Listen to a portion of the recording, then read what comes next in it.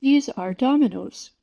You will notice that each domino has two sides, and on the sides you see some dots. These dots are referred to as pips. One of the ways in which we can use the dominoes is to represent numbers that we can compare. So what we're going to do in this activity is we're going to choose a target 6-digit number.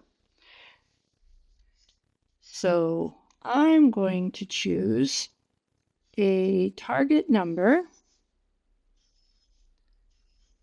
of 600,000. Let's check 1, 2, 3, 4, 5, 6. 6-digit number. Now what I'm going to do is I'm going to flip the dominoes over, and I'm going to choose 3 of these.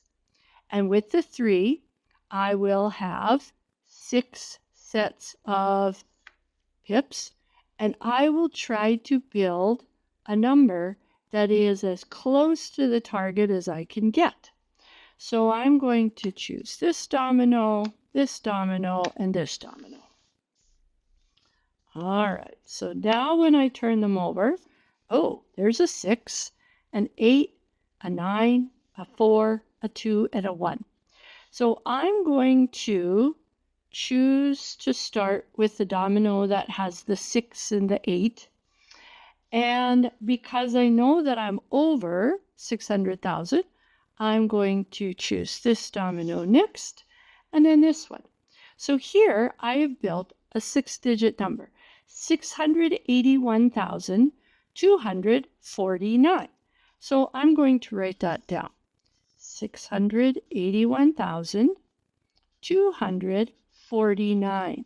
Now what I'm going to do is I'm going to figure out how far away the number I've made is from my target. So that means I want to subtract. And so I will quickly subtract them.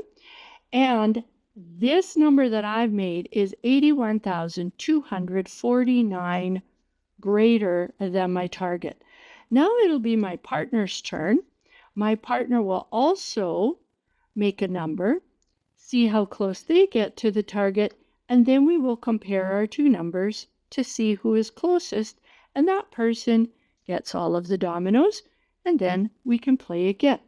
So this is one way in which we can use the dominoes to make numbers and then compare them.